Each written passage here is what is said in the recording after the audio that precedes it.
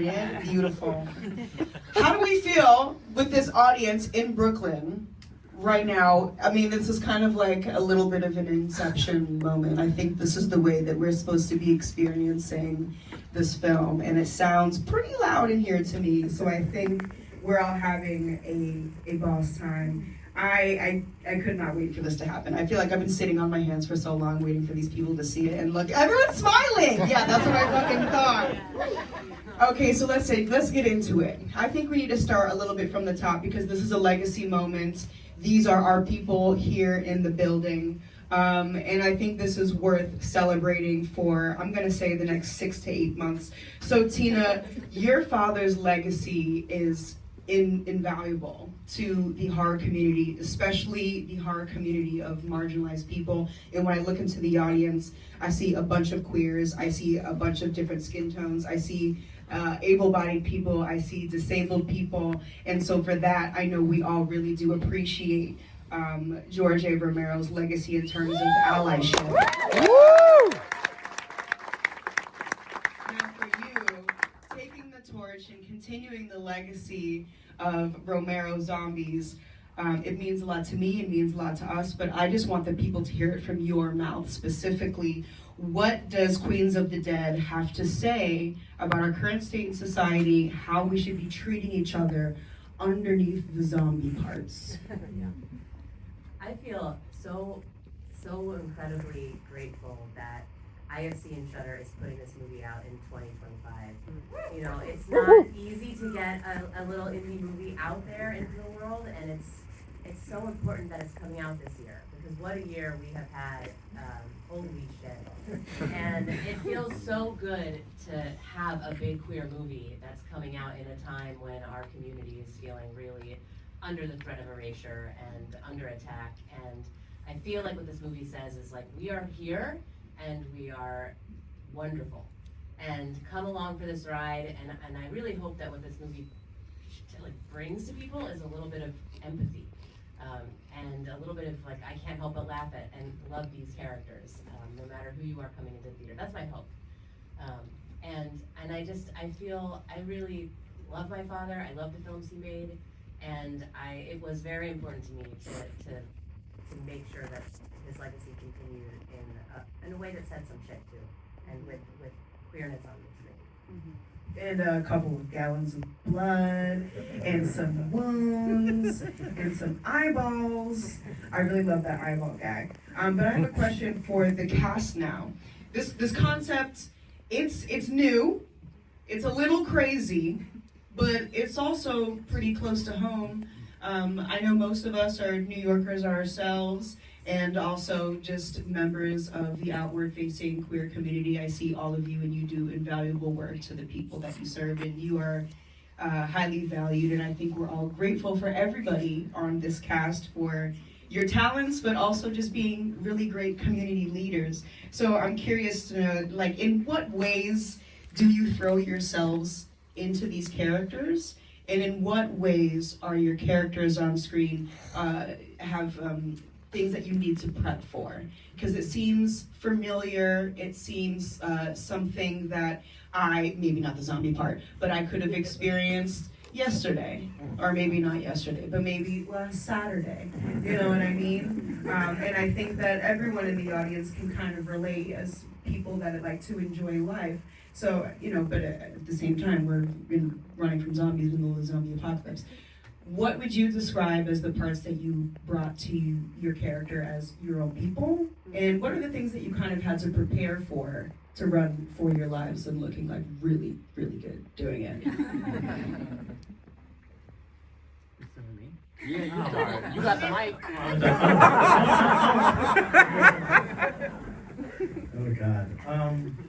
Well, Ginsey Time was super familiar to me because I've done drag for 25, a really long time. I've done drag for 2 minutes, 25 years.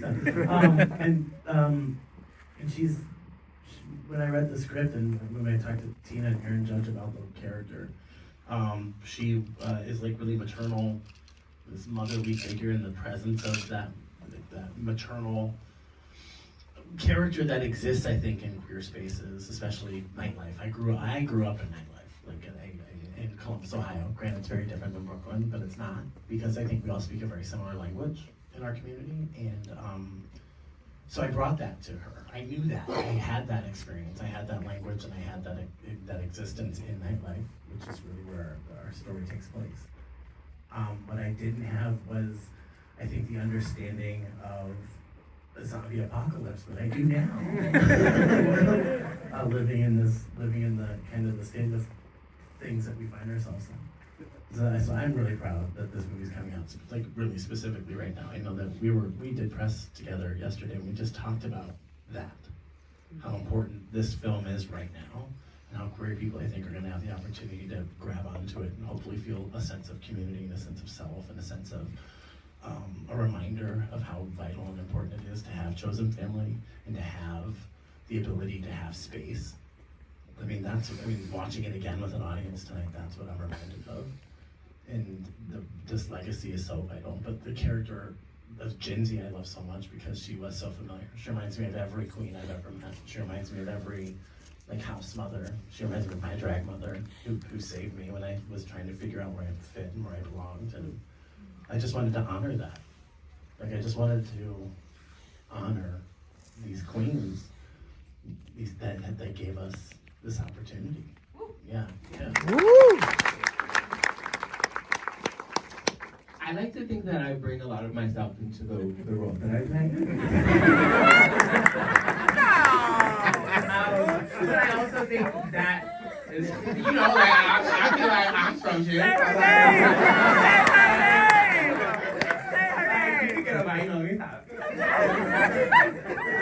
But I also think it's a testament to, the quote-unquote sandbox that Tina created for us. She allowed us to bring a lot of ourselves to the roles. And not only that, but celebrate that. I think, but it's also, it's a testament, because it's not always like that. But yeah, I think the thing that maybe I struggled with the most with Scrumptious was whenever I feel like I get into I face a wall, I fight, but it seems like when I first was reading Scrumptious, I feel like they ran. In the face of adversity, they were a runner. But me, I'd be like, bitch, I'm fighting you. You know what I'm saying? We throwing hands. So I think I just had to understand that concept, which I think, thinking about it was their need to be seen. And when I feel because I can relate to that as well, the feeling of yearning for someone to understand who I am. But I do it in a way that's I throw it in your face.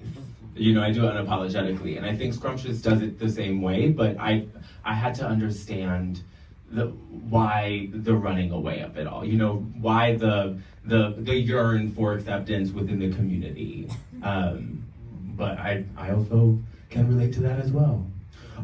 Yeah. I went on the tangent. But yeah, that's what I think.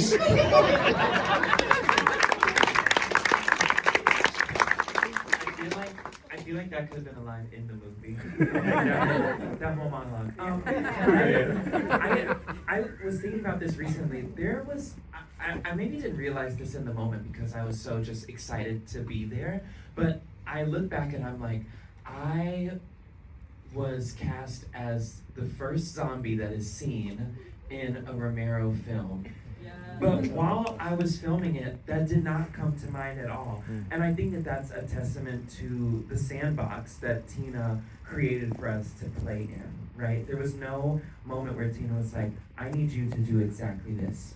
She was like, I trust you as a working drag queen in New York City to be a drag queen zombie and react very realistically to getting bitten by a priest on a Thursday night. And I was like, yeah, I think I can do that.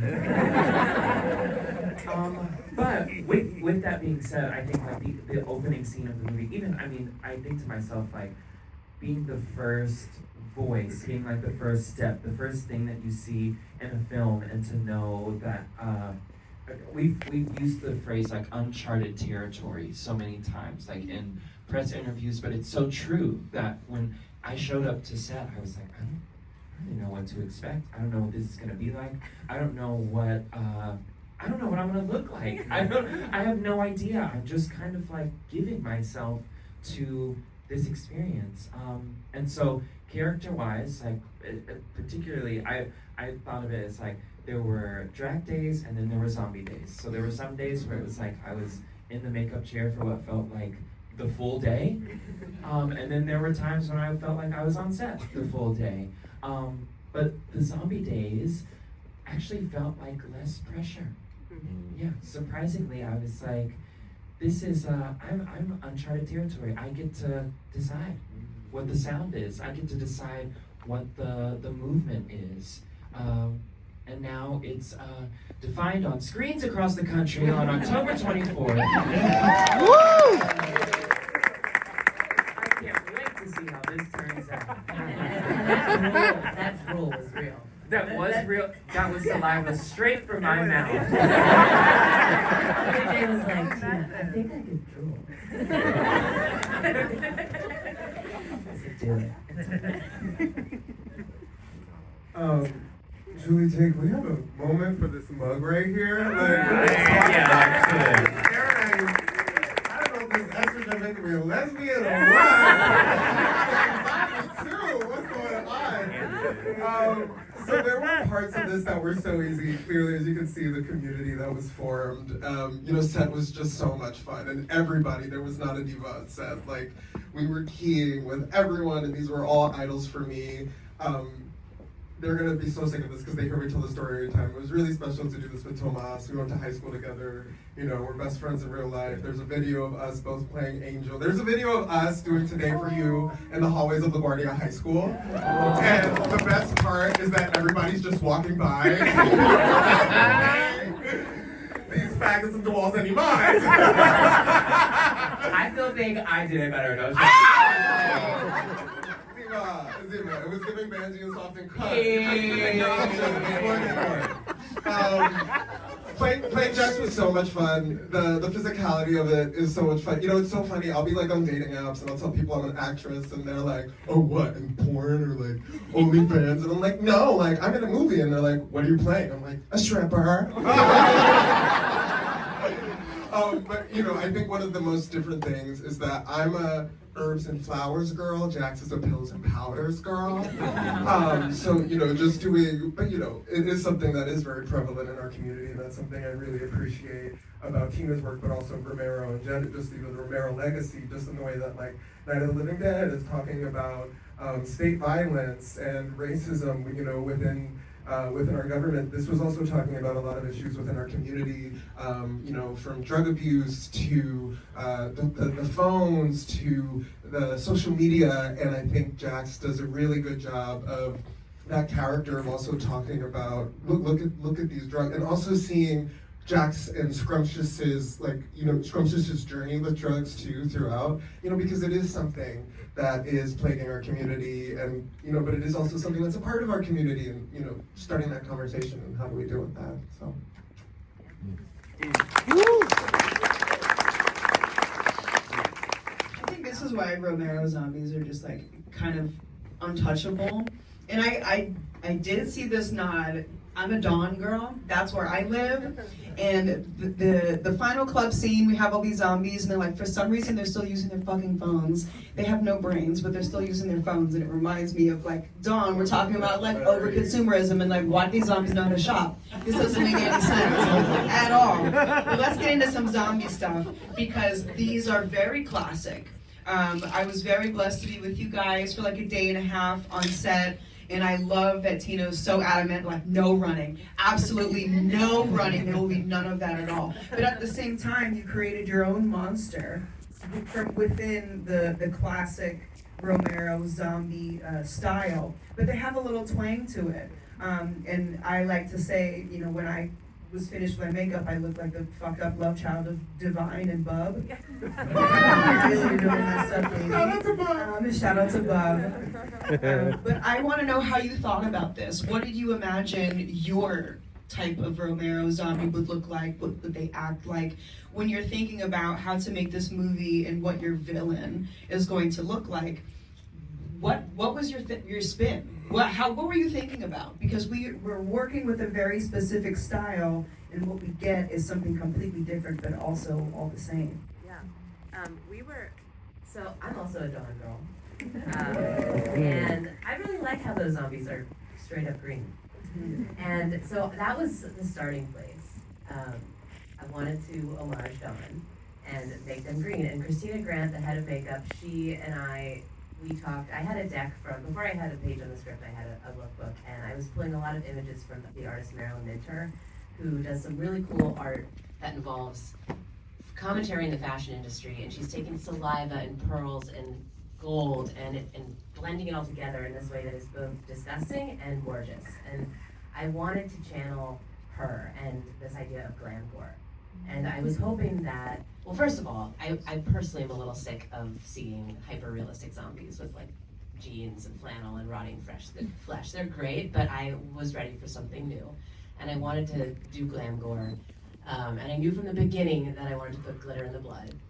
Both because this is a queer world and we needed to make it fabulous, but also because I was maybe hoping to invite some more people into this world who aren't horror heads and who don't love blood, and like maybe if everything is looking sparkly and fabulous, you might be more comfortable coming to this zombie film. And Christina Grant got the assignment right away, and she did such a great job working with Josh Turry and to build the prosthetics so that there was room to do glam on top of the zombie makeup. And she found the perfect color of green. We added a little bit of shimmer. She was like, do you want this glitter or this glitter?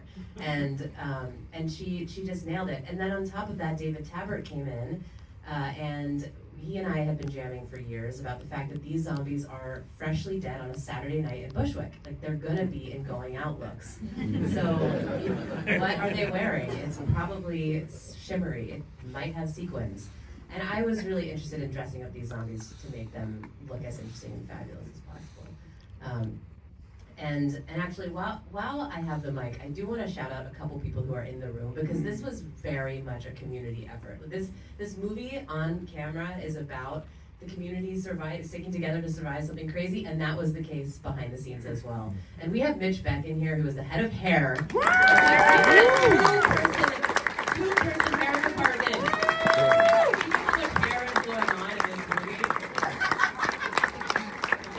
We also have Caroline Aragon in the room, our co-producer. We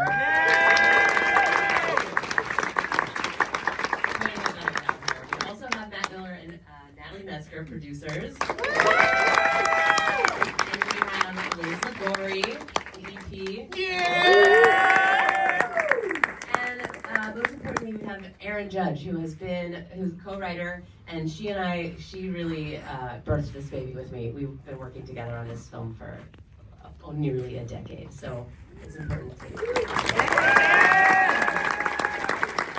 to digress over zombies, but thinking of Christina made me think of Mitch and everybody else in this room. But I love that these zombies look different. I love the way they look. I don't know if anyone clocked me in the movie, but I'm literally wearing Diesel. Like, it was absolutely fabulous. I think it's so special that the fact that this movie is a family affair, and it is just a testament to how strong our community is on the inside of the film, but it's also on the outside. Like, this is a movie that screams, you know, in the face of the undead or whatever threat you're gonna throw at us, like, we're gonna whoop your ass. Whether that means, you know, making a movie just by the hands of people that actually give a fuck, and that's the same thing, the same spirit that you're seeing in the movie. And I'm really proud that we are all able to experience this in Brooklyn with the cast. Look at everyone's smiling faces. We're gonna party it up later. We're out of time for our questions, but I just have to ask this one thing, just as a crazy fan. Can we consider like Kesha a Romero fan now? Is she one of us? I've been trying to email her. She is one of us, though. Come on, That's what I thought. she is. Yeah, Kesha. I'm so psyched that we were able to get Kesha and actually license that song for the original. It makes me so happy. And Jaquel Spivey's cover gives me goosebumps every time. Yes. Another huge woo for Tina Romero.